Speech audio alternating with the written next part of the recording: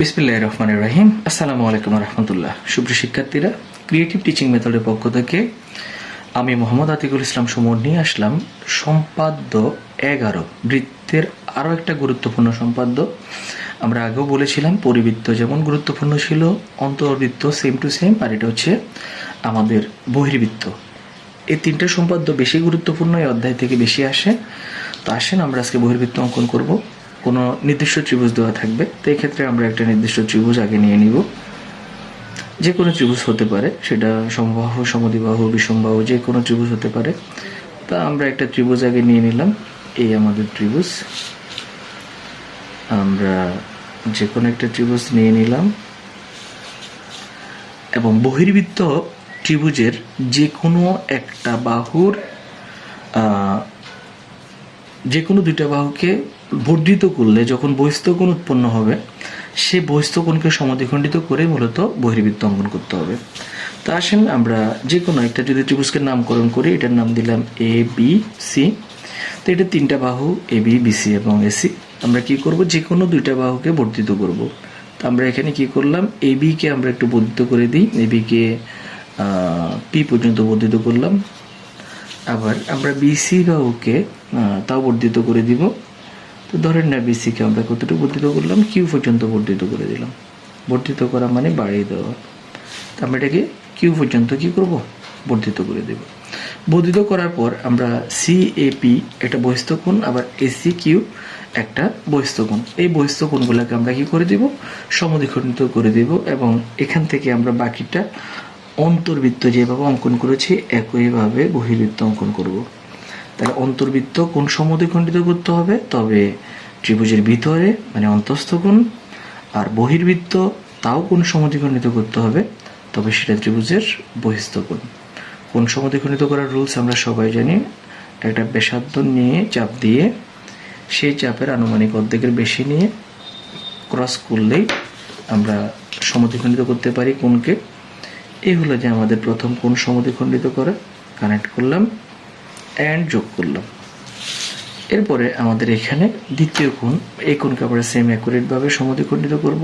এই তো আমরা এখানে বসাবো, বসিয়ে আমরা আগে যে কোনো একটা ব্যাসার্ধে কী করবো, কোণটা আঁকবো।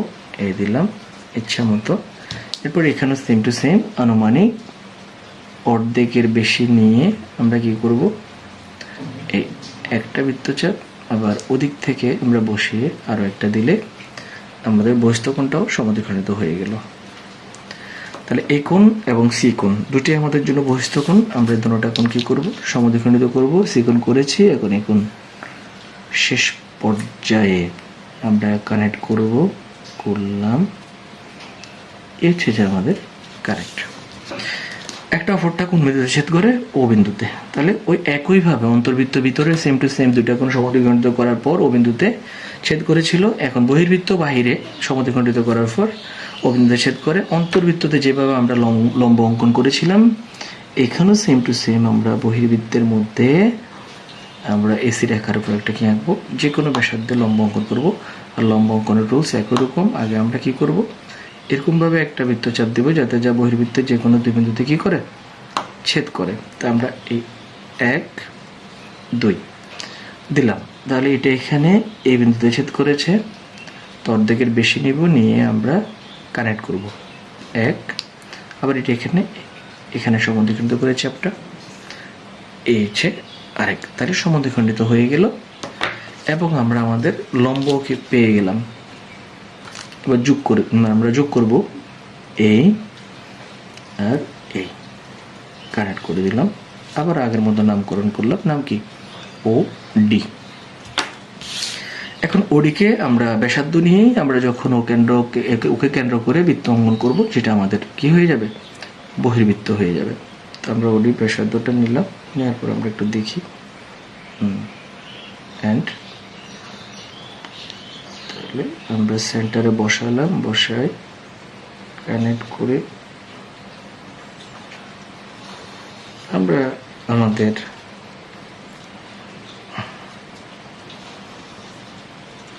সেন্টারটা ঠিক জায়গায় একটু করে বসবে।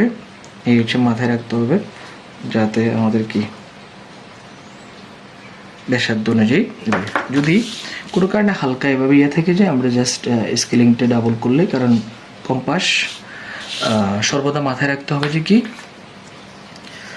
ছেদবিন্দুগুলো সবসময় সঠিক না পড়লে একচুল এদিক সেদিক দেখাবে বৃত্তটা। তো তখন কি করব, এক চুলের জন্য এক চুল যদি এদিক সেদিক দেখায় বা হালকা চুলখানিক জায়গা রেখে ফাঁক থাকে, আপনার সম্পূর্ণটা ভুল হবে না।